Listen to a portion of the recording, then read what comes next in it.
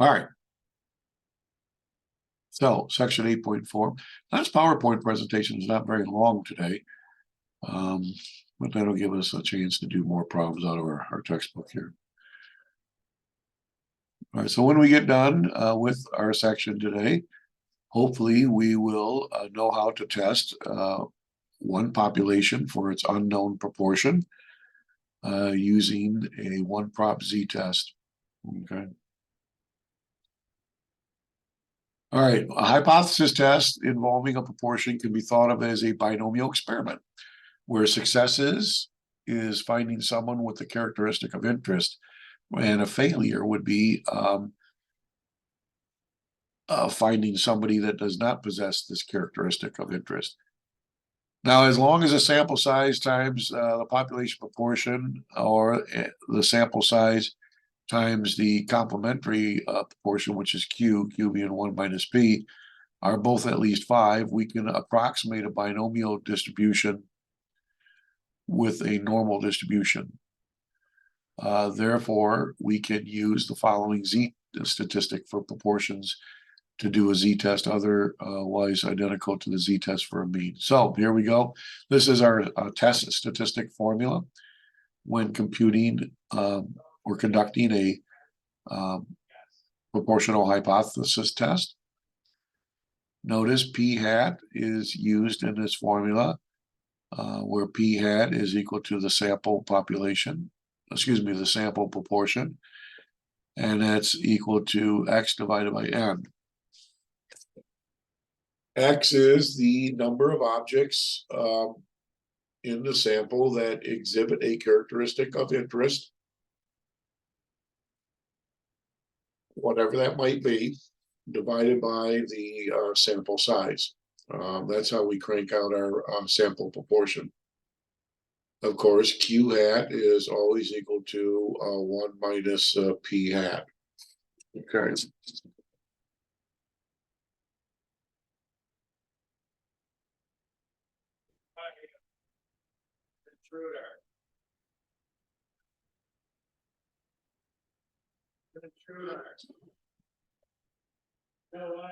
All right.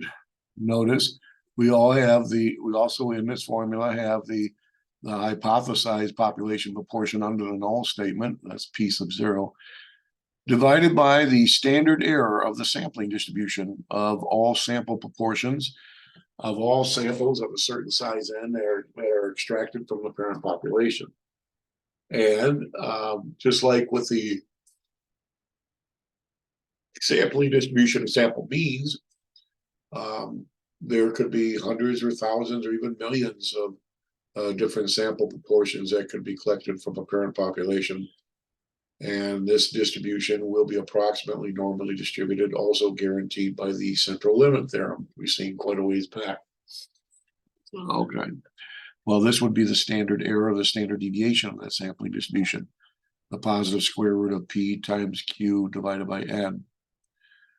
Now, notice this is kind of assuming that we know the population proportion.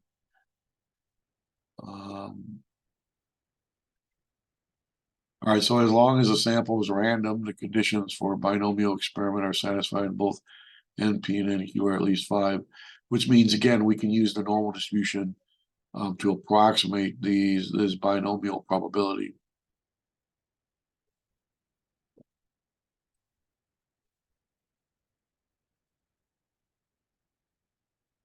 All right, here's an example. A researcher claims that 23% of Americans dream in black and white. The researcher selects a random sample of 100 Americans and finds that 28 of them claim to dream in black and white. Is there enough evidence to reject the claim at the 5% significant level? So we're testing at 5%. These would be the hypotheses that we're testing. Where the null hypothesis says the unknown population proportion is 23, in other words, 23% of the entire population dreams in black and white, versus the alternative hypothesis statement, which says that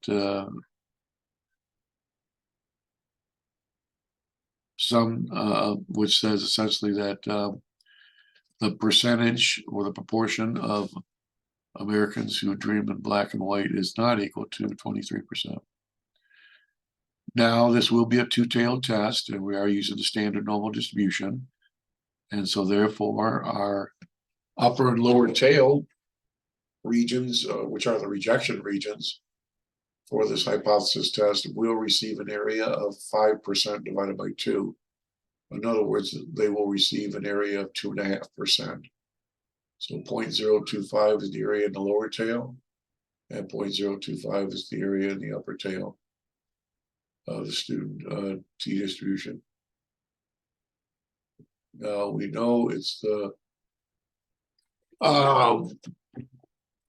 the standard normal probability distribution because the mean here is indicated to be 0. All right. So for 2.5% size for the upper and lower rejection region, we would find our critical z values to be positive and negative 1.96.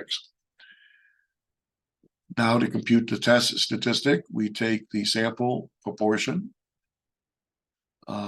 which is going to be 28 divided by 100. Where'd they get that from? Well, they randomly sampled 100 Americans and finds that 28 of them claim to have dreamt in black and white. For that reason, p hat is 28%, which is 28 divided by 100, x over n, right? And q, therefore, is going to be 1 minus 28%, or 1 minus 0.28, which is 77%. So q takes on the value of 0.77. All right, so, just make sure on your calculator that you can crank out this test, the statistic value of approximately 1.19. All right. And now step number 4 is upon us, where we have to make a decision as to whether we're going to reject or do not reject the null hypothesis. Notice that 1.19 being our test statistic does not fall in any rejection region, because 1.19 is less than 1.96 and it's greater than negative 1.96.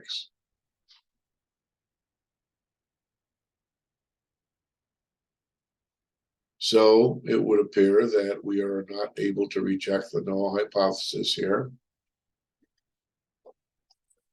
And so it looks like the claim is not being disputed. All right. And, 1.19 is quite a ways away from 1.96.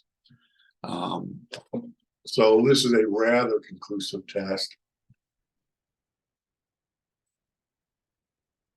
And therefore, if we were to conduct this test using a p-value method, we would suspect that our p-value would be rather large, in the sense that we would not want to reject the null hypothesis here. And so again, this test is showing us that the claim that about 23% of all Americans dream in black and white is simply not being held. I mean, that claim is not being supported by sample evidence. All right. Okay, so any questions how we did that problem manually there using our 5-step method?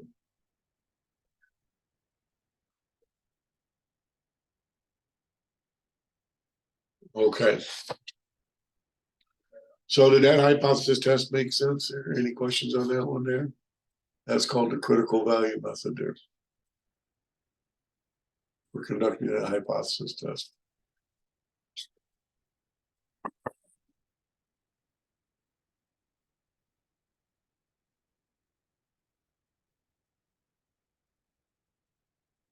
All right. Now, this test here could also be conducted using our calculator.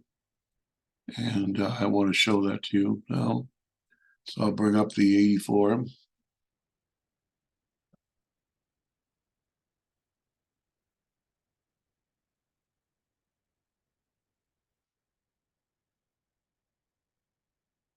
All right, and we'll go over to stat, tests.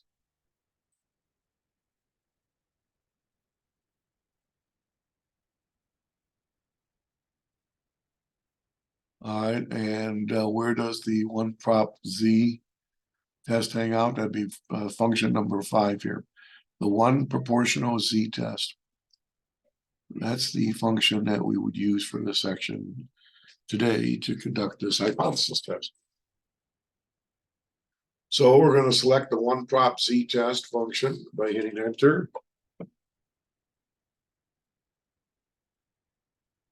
And notice that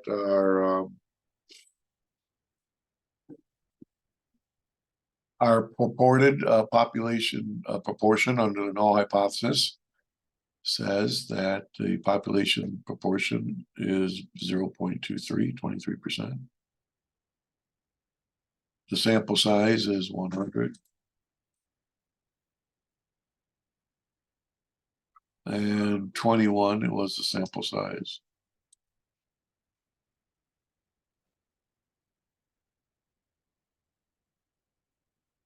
This is a two-tailed test here. And we'll just go down to calculate.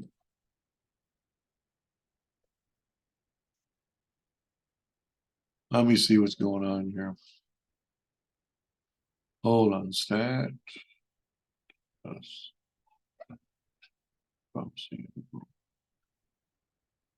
Oh, I'm sorry. I have this wrong here.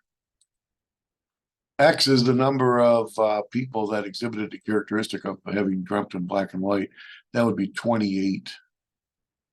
X should be 28. N should be the sample size, which is 100. My bad. All right, now this should work.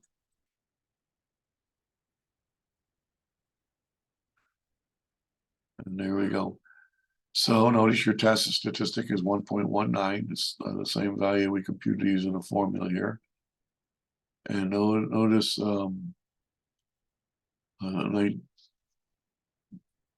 notice our p-value is 0.2347, which is a rather large p-value. This p-value is about a little bit more than 23%. So that would indicate that we are not able to reject the null hypothesis. Remember, for p small, we reject the null. So this p-value is too large. We would finally be able to reject the null hypothesis if we drove alpha's value up to at least about, I'd say about 24% or higher.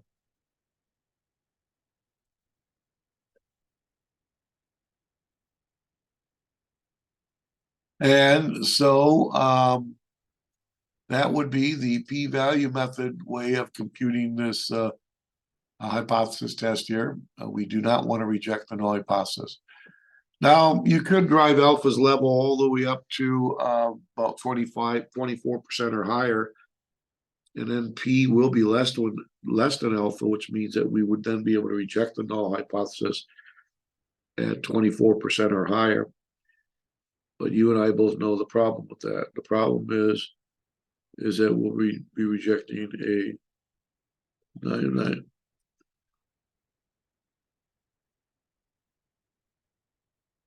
So the problem with that is if you drive alpha up to 24% or higher, then you stand at least a 24% chance of committing a type 1 error and rejecting the null hypothesis. That is to say, we would stand at least a 24% chance of rejecting the null hypothesis, which in fact may be true. So there's too much risk here, ladies and gentlemen. Definitely, it's a rather conclusive test that you don't want to reject the null hypothesis here. So the claim is not being refuted by sample evidence. Okay. So sample evidence is not strong enough to suggest that a different number than 23% of Americans dream in black and white. That's not being supported by sample evidence here. All right, so it's the one prop Z test that enables us to take care of business here. And notice it also computes your sample proportion, which is P hat, which is 0.28 there. All right, let's look at another example here.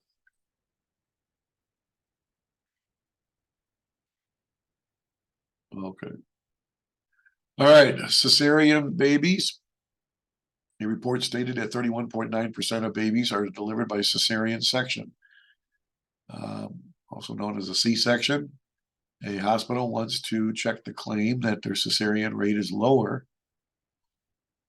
Lower than what? Well, lower than 31.9%. A sample of 50 recent newborns delivered at the hospital showed 13 delivered by cesarean. Is this enough evidence to support the claim at a 1% significant level?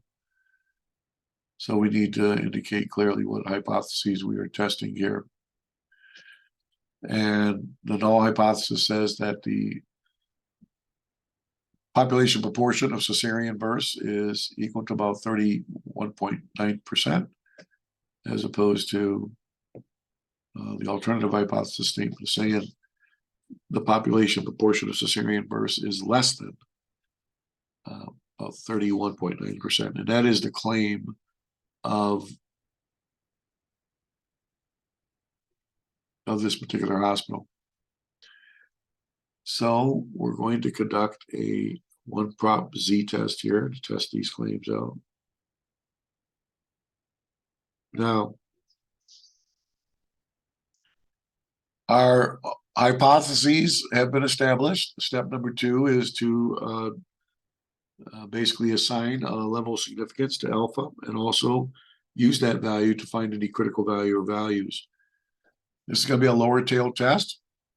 So the rejection region finds itself in the lower tail of the standard normal distribution, and its size will be 1%. Okay. Now, how did they get that critical Z value of negative 2.33? They use the inverse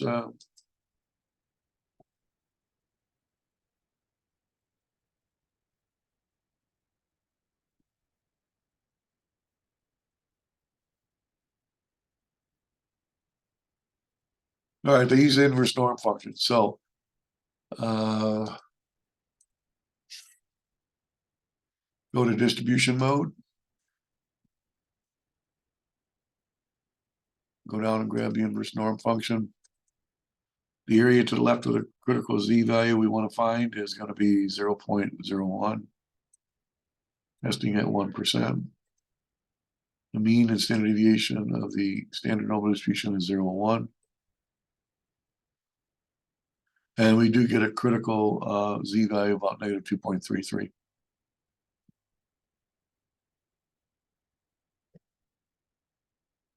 Okay. So negative 2.33 is a critical Z value. Next thing is computing the test statistic. The sample proportion is going to be what? Well, of 50 recently random surveyed cesarean births, births, of 50 randomly surveyed births, 13 were by cesarean section and the rest were normal. So the sample proportion is going to be 13 divided by 50, which is 0.26.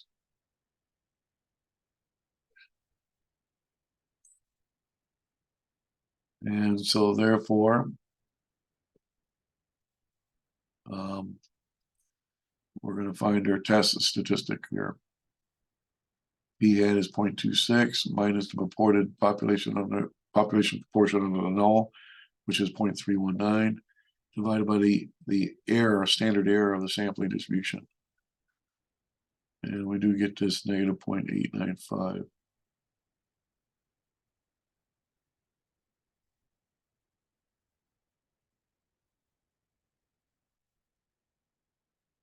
Okay, so test statistic, negative 0.895. And just make sure that you can crank this out on your calculator. Where does that test statistic fall in relation to our critical Z value? Well, It's far to the right of it. It's much greater than negative 2.33, so it falls very safely in the do not reject region here. And this is our do not reject region. So obviously, we're not able to reject the null hypothesis at 1%. So this is a very, very conclusive test based on how far away the test statistic is from the critical z-value. So when we conduct this test using the calculator and the one prop z test function, we should suspect that we're going to get an extremely a very large p-value, very large, okay, which would be solid evidence to suggest that we're unable to reject the null hypothesis here. And as a result, the claim is not being supported by sample evidence because we cannot reject the null hypothesis, okay? So the claim is not being supported.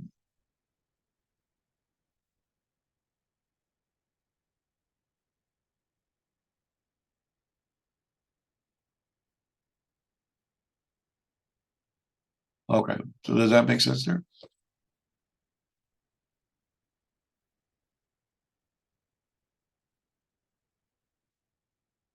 Conducting this test using the calculator now. That test, one prop z test function under the null hypothesis, the purported mean population proportion, the purported population proportion rather is 0.319. X is the number of births in our sample that were cesarean, and that was 13. N is the sample size of 50 births that were randomly surveyed. This is a lower tail test. Because our alternative hypothesis statement has a less than symbol. And then you go down to calculate.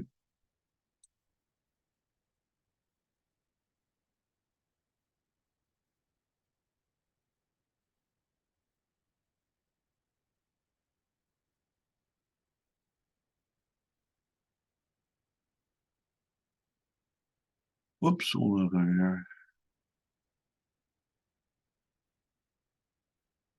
All right.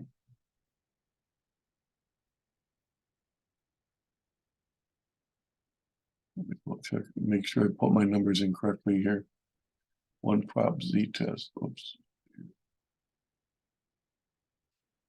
Yep, lower tail test. Okay.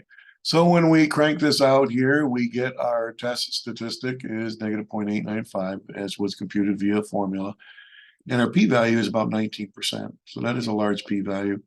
You'd have to drive alpha up to at least 19% or higher before you can finally reject your null, but then you stand that large amount of risk of committing a type 1 error. So therefore, ladies and gentlemen, this is a rather conclusive evidence to suggest that we are not going to reject the null hypothesis. And therefore, the claim is not being supported. All right, any questions how we're doing these tests, either critical value method versus a p-value method here?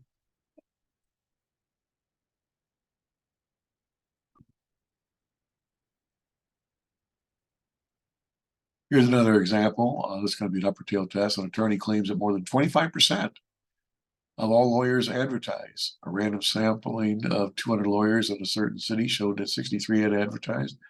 Can we support the attorney's claim at 5% level of significance?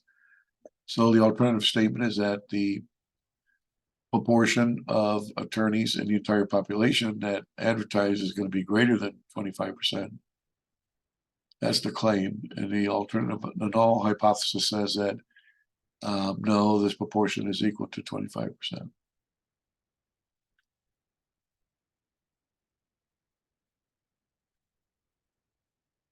All right, test statistic. Of the 200 lawyers that were randomly surveyed for our sample size, 63 exhibited a characteristic of interest, that being that they advertised. So your sample proportion is going to be 63 divided by 200 or 0.315. slipping that in for p hat, subtracting off p sub 0, which is 0.25, divided by the standard error of the sampling distribution, we get a test statistic of about 2.12.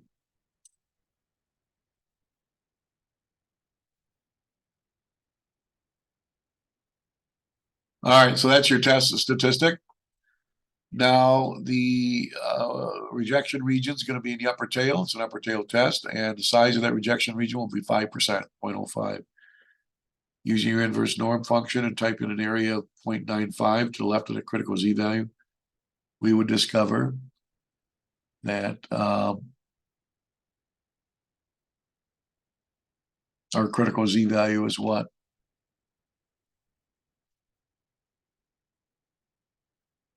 What is our critical z-value here?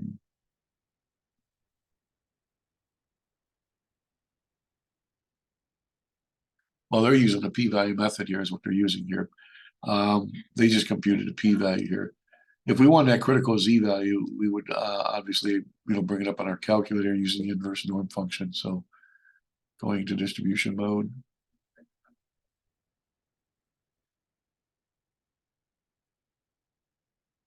Type in an area of 0.95. Critical z-value would be 1.64.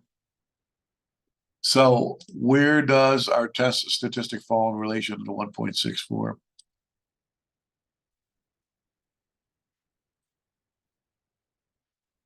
.64 is our test statistic. No, is our critical z-value, and 2.12 is our test statistic, and that falls above 1.64. So we're going to reject the null hypothesis, right? So 1.64, our critical z-values forces the test statistic into the rejection region.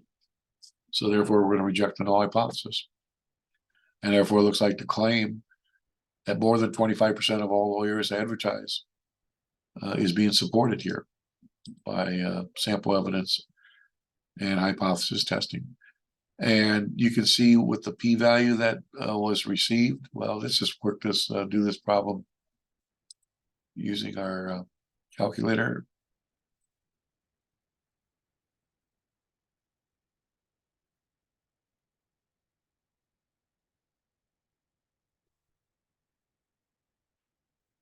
One prop z test here. All right. Whoops.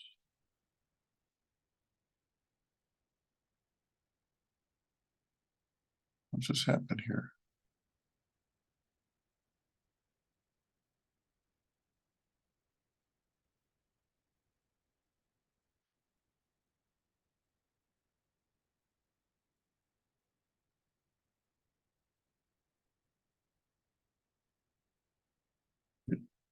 See what just happened there.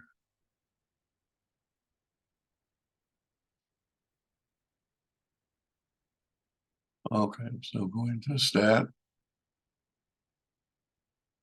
One prop z.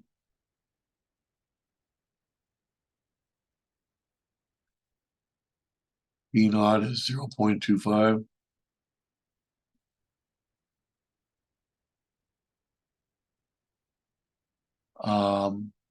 Of 200 lawyers surveyed, 63 said they advertised. So the X is 63, and this is 200. And this is going to be an upper tail test. And you do get a very small p-value, 0.017. That's smaller than 2%. So you could even reject the null hypothesis by driving alpha all the way down to 2%. And so there's very little risk in rejecting the null hypothesis of committing a type 1 error. So this is a very conclusive test to reject. And so, yeah, it does look like that more than 25% of all lawyers in the population do advertise, okay, according to this hypothesis testing.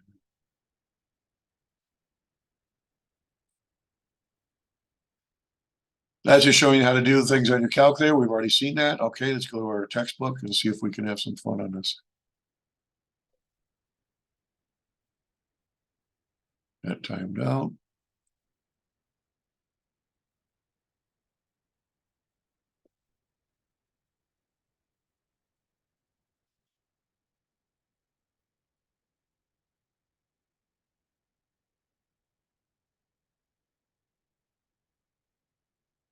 All right, section 8.4.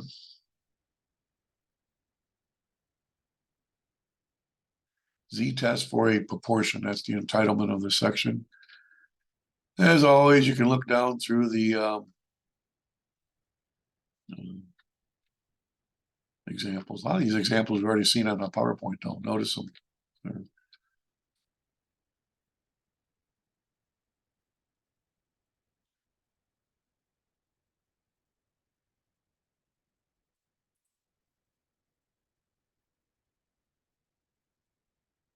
All right, ladies and gentlemen, for classwork number 1, I want you to try to do this problem right here. A statistician read that at least 77% of the population oppose replacing $1 bills with $1 coins. To see if this claim is valid, the statistician selected a random sample of 80 people and found that 55 were opposed to replacing $1 bills with $1 coins. At the 1% level of significance, test the claim that at least 77% of the population are opposed to the change. So I would like you to do this test 2 different ways. I want you to do this test both manually by showing all 5 steps, and then I want you to conduct a test using the p-value method, using your calculator and a 1-prop z-test function. All right, so go ahead and do that. We'll call this classwork number 1 right here.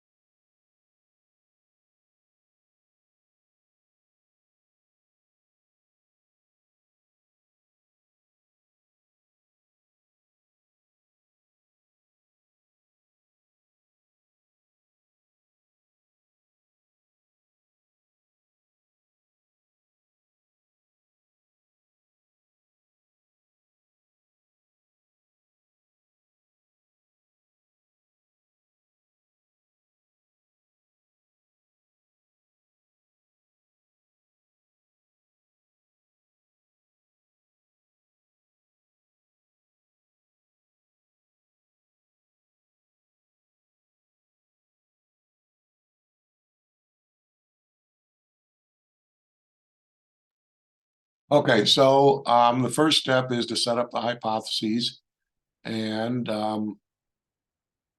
the claim is that at least 77% of the population are opposed to change.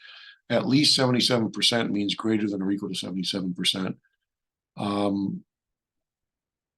Let's see here. So since, ladies and gentlemen, since at least means greater than or equal to, okay, you have to hold out for the fact that the claim is part of the statement that says P is less than or equal to 77% or 0.77. So that's going to be your null hypothesis, because the alternative hypothesis then would be saying, to say at least 77% means that P has to be greater than or equal to 77%, 0.77. So that has to be your null. Your alternative statement would be saying that P is then less than 0.77. So as it turns out, this is a lower tail test. Testing at 1% means that your rejection region is going to be in a lower tail. And the critical Z value is negative 0.233. What I don't like about this problem is that they're not showing the rejection region. I would always strongly recommend that you just draw a picture of the distribution and just, label your critical Z value and actually show to the reader, where the rejection region is here. And of course, the rejection region has a size of 1%. The test statistic then is computed next, which is 0.6875. And 0.6875 then, the sample proportion is 0.6875. That's used to compute the test statistic, along with a couple of other things. You need to know Q, which is 1 minus 0.77. And you need to know, of course, P, 0.77. This is under a null hypothesis statement, though.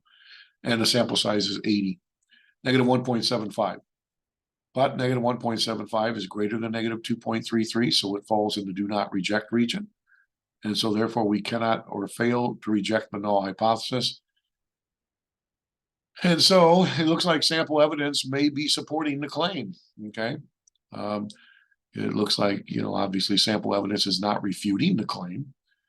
All right, so it looks like it's supporting the claim here. So we do not reject the null hypothesis. And our conclusion would be that it appears that at least 77% of the population are opposed to replacing $1 bills with $1 coins. Okay. Oh, there it is. They drew a picture down here. Okay. So there's not enough evidence to reject the claim. All right, now as far as the p-value is concerned, let's see, anybody get a p-value for this one here?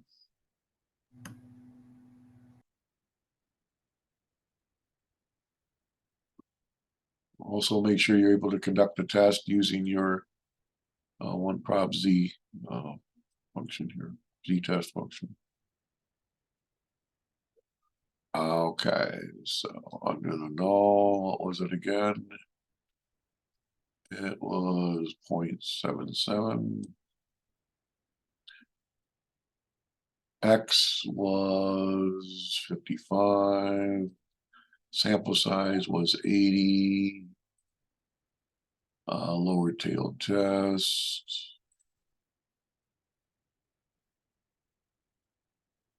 And our p-value is, it's not monstrously huge. It's a little less than 4%, but at what level were we testing at here? Let's see. We were testing at 1%. So yeah, 1% is less than our p-value, which is about almost 4%. So we cannot reject that 1%. Now we could reject it 5% though. We would stand a 5% chance committing a type 1 error, but 5% is really still usually not that much a risk, considered to be a huge amount of risk. And we could even reject at 4%. All All right, so actually, this test, although we cannot reject it 1%, because we could reject it 4%, I would say that we're leaning more towards rejecting the null hypothesis in this test here. Not at 1%, don't get me wrong, but I'm saying at 4% or higher, obviously we could reject the null. So, and 4%, like I said, is not a ton of risk. So I would be leaning towards saying that the claim is being refuted by sample evidence in general. So it does appear that perhaps less than 77% of all Americans believe that or reject. Less than 77% of all Americans are opposed to the change of $1 bills being replaced by $1 coins. Okay. But again, as far as 1% is concerned, no, we cannot reject at 1%. All right, so we just answered the question. All right. Okay, so that was done. I have a question. Yeah, go ahead. So to determine if we're gonna do an upper tail or lower tail, that goes based off the critical z-value score? No, that goes off of the symbol that's used for the alternative hypothesis statement. So see, this is less than here. That means it's a lower tail test.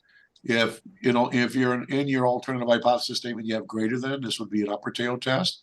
If your symbol in your alternative hypothesis is not equal to, this would be a two-tailed test. Okay. Okay, thank So you. it depends on the symbol that's being used in your alternative hypothesis statement here. Okay. Just remember, your alternative hypothesis either has to be strictly less than, strictly greater than, or strictly not equal to. That's why I said, like the claim has to reside in this case with the null hypothesis, because to say at least 77% is to say that the population proportion would be greater than or what? Equal to 0.77. Well, guess what? With the alternative hypothesis statement, we never have the equal sign, ever. It's always less than, greater than, or not equal to. And because we got the equal sign as part of this claim statement here, that led me to believe that this has to be the what? The null statement. And therefore, by default, or by the complementary rule, your alternative statement has to be saying that the population proportion, unknown population proportion, must be less than, strictly less than 0.77, because that's the alternative statement to this statement. You see that there? And that's why I then concluded, oh, it's a lower tail test. All right. And because we have the less than symbol, that prompted me to thinking it's a lower tail test. All right, so this one's a little bit trickier in establishing the hypotheses, because your temptation is to say that, well, your alternative hypothesis should be saying that P is greater than 0.77. Well, it would if the claim was worded this way. Test a claim that more than 77% of the population are opposed to the change. If it read that way, then our alternative hypothesis would be saying P is greater than 0.77. But it's not saying that. It's saying that our claim is at least 77%, which means greater than, P is greater than or equal to 0.77. That's what at least means, greater than or equal to. And again, the equal sign can never be a part of the alternative statement. So that, for that reason, it has to be the null statement. And that's why we concluded that this has to be the alternative statement. That make any sense what I'm saying there? Okay, for this one.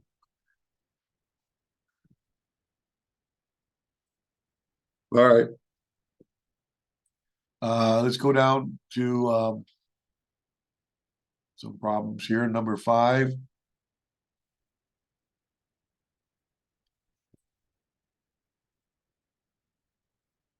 Okay, problem number 5.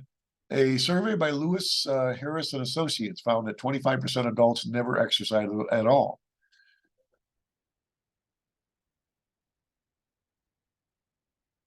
The researcher selected a random sample of 120 adults and found that 33 adults said that they do not exercise at all. At the 10% level, notice we're testing at 10%, somewhat strange. At the 10% level, is there sufficient evidence that more than 25% adults do not exercise at all? Okay, so I would like you to do this problem both ways again, critical value method versus the p-value method. And the first step is obviously establishing your hypotheses. And the hint lies in the words that more than 25% of adults do not exercise at all. Okay, so that should be a strong hint as to how you're going to establish your hypotheses. And then go from there. Okay, so let's check out number 5. We'll call that classwork number 2. Okay, number 5 here.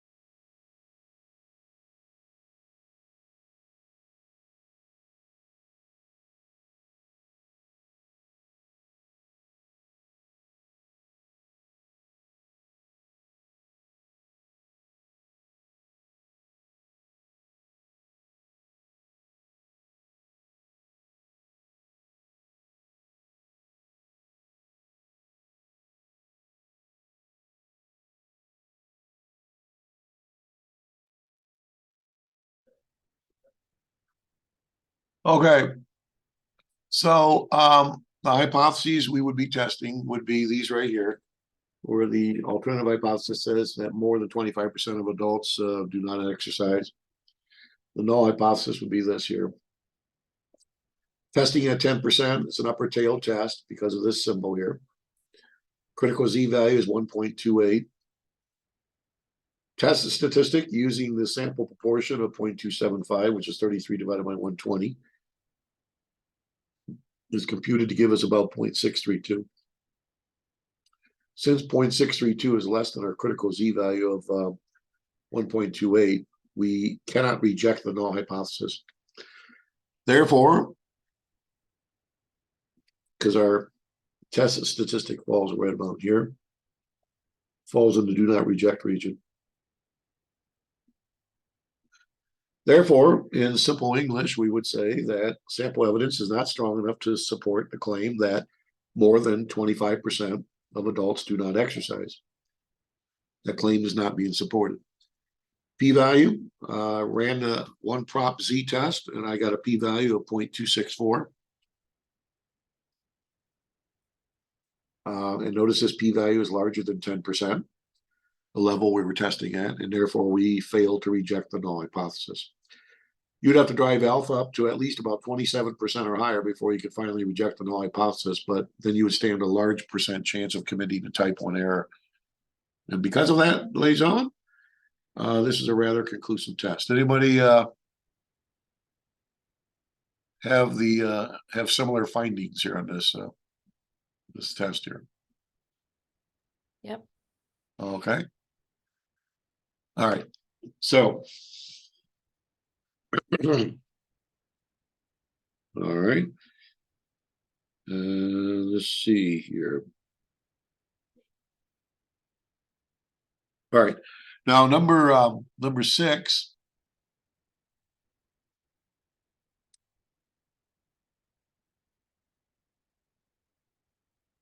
We could try this one both ways again. It has been found that 50.3% of U.S. households own stocks and mutual funds.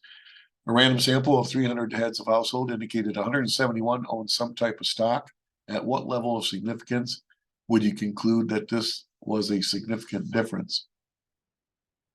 Okay, now, all right, so ladies and gentlemen, we cannot do this test both ways. We just got to use our p-value method.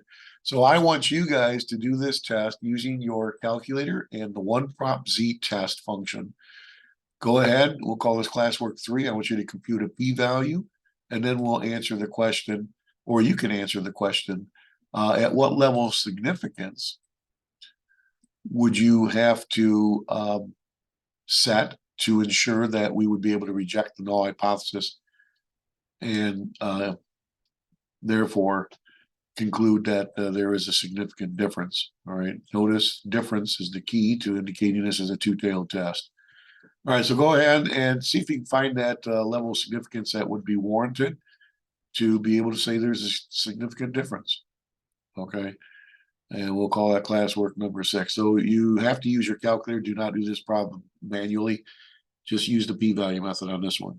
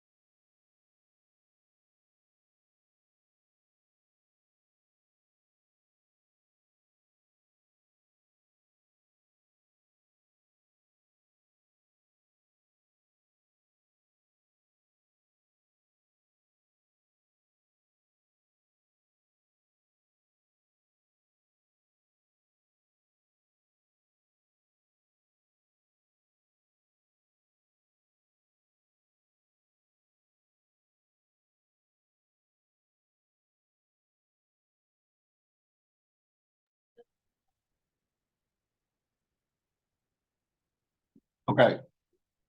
So these will be the hypotheses that you're testing here, the two-tailed test. And we're going to do the test on our calculator.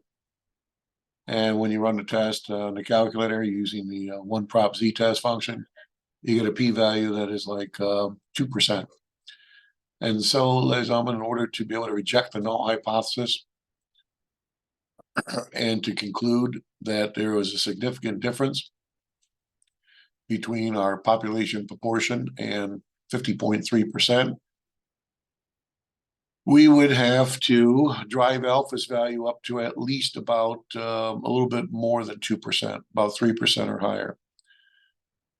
And so that would be your level of significance, about 3%, before you could finally reject the null hypothesis.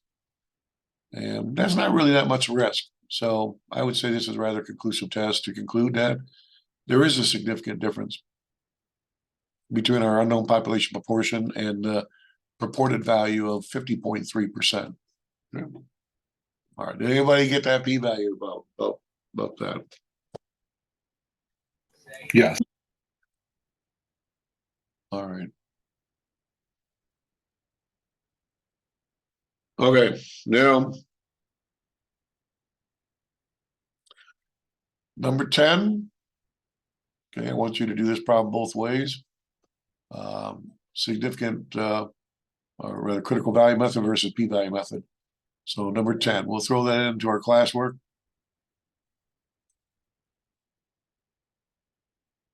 Number 10.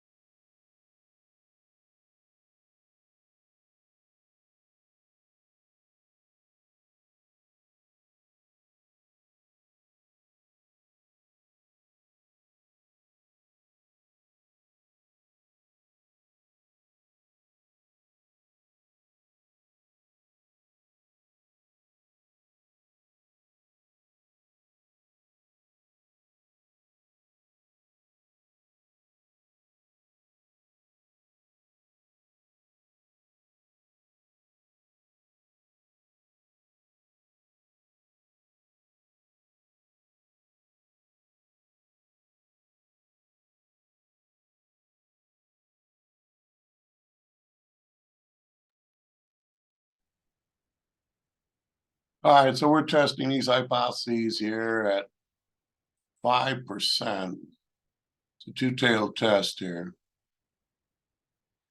And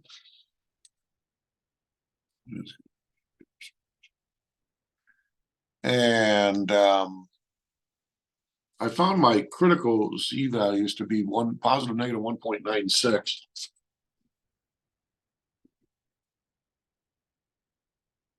So we have two rejection regions of, and both of them are of the size of 2.5%, which is 5% divided by 2.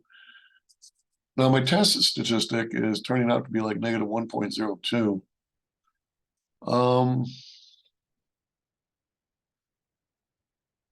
Now negative 1.02,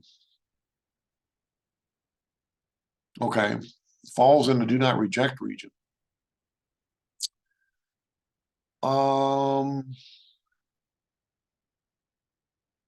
But what I find interesting here is that when you compute the p-value for this test, I'm getting a p-value of like 0.31.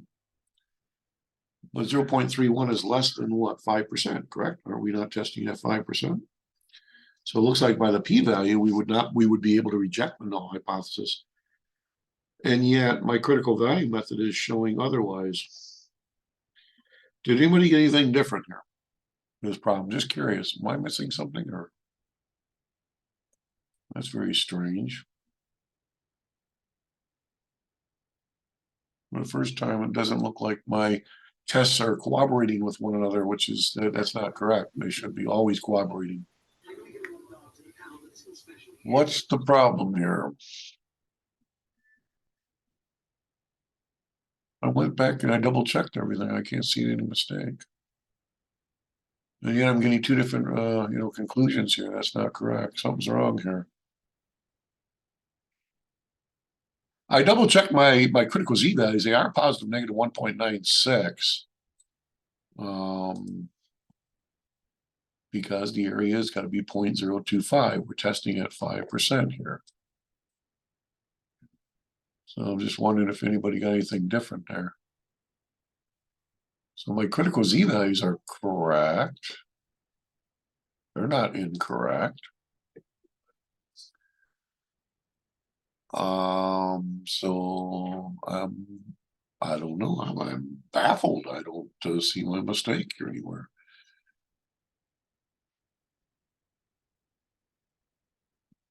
Now, I mean, the test statistic is not that much greater than negative 1.96, but it is.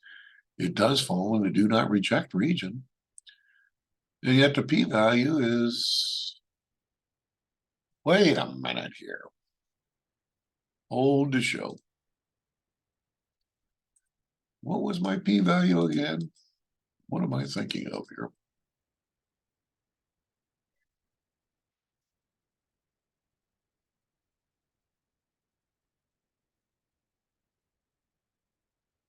Oh, my bad. The p-value, ladies and gentlemen, is 31%. There is a difference. I'm sorry, I thought this was like 3%. I misinterpreted it. Yeah, it's much bigger than our level of significance here. Much larger. Yeah, this is a very conclusive test. 31%. I mean, there's no way you want to reject the null hypothesis here. You'd have to drive alpha up to about 32% or higher. Then you stand a huge chance of making a type 1 error of rejecting a null statement that could indeed be true. So, all right, no, everything's okay. Everything is in sync with each other. Now, so therefore, we would conclude that sample evidence is not strong enough to support the claim that the proportion of students enrolled in higher education institutions is different than the national average, or not the national average, the national percentage. Okay. All right. Anyways, anybody come to that same conclusion here? Sorry about that. I misinterpreted my p-value. It's not 3%, it's 31%. There's a huge difference there. Okay. So yeah, we are unable to reject the null hypothesis at 5%. Okay. Anybody else get that same conclusion or not? Yes. All right. That's weird. I could have swore I was seeing 0.03. That's 0.3. I did the same thing. If it makes you feel any better. Unbelievable. Yeah, I don't know. That is bizarre. I don't know if I had a lapse in my brain or what, but that's weird. It's 31%. Okay. I was gonna say, I mean, the manual way always has to agree with the, the calculator way, the p-value method. They have to always agree. And I was saying, what the heck is going on here? All right. So, is this making sense how we're testing for an unknown population proportion, either using the critical value or the p-value method? And of course, we can see that these steps are pretty much all the same as they were for testing for an unknown population mean. There really is no difference. The only difference is the test statistic formula is different than we were testing for a mean. And you'll see that that'll be the case when we get into chapter 9. The test statistic formulas, because we'll be testing for two populations, will become a little bit more involved. Okay. But other than that, the overall procedure for testing hypotheses does not change. I mean, you have your critical value method versus your p-value method, all right? And you can have a lower, an upper tail, or a two-tailed test. So nothing really changes in an overall sense. But like I said, the test statistic becomes a little bit more involved when we go to two populations, of which we'll start peeking at in about a couple of days here. Okay. All right, so I think I've shown you enough problems here out of your textbook, ladies and gentlemen, how to conduct a population proportion test. All right, I've shown you one of each type: upper, lower test, tail test, two-tail test, critical value method, p-value method. So I think we're good on that. All right, so I will try like heck to open up the assignments. I will, like I said, extend the due date on both the quiz and the exam to be, I said, November 28th midnight. November 28th midnight. All right. That'll give you a little more breathing room after the holiday there, because some of you, might be tied up all weekend somewhere, and so that'll give you a little bit more time there to digest that there and get that done. All right. And if I fail to post the quiz and the exam in a timely fashion, then I may have to extend the due date anymore. But the bottom line is always check your email. I always let you know via email if there's any changes.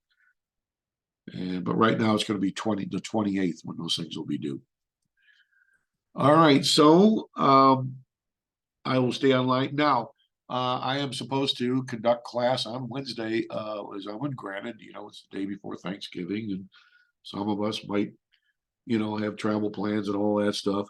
But obviously the lecture will be recorded, and that's a good thing. All right. So it's not like you're going to miss the lecture if you have to be traveling or whatever. And just let me know if if you're not able to dial in because of traveling plans, you can just let me know about that. I'll take that into consideration for the attendance here, but I still have to hold class on Wednesday and have a recorded lecture. All right. So I will let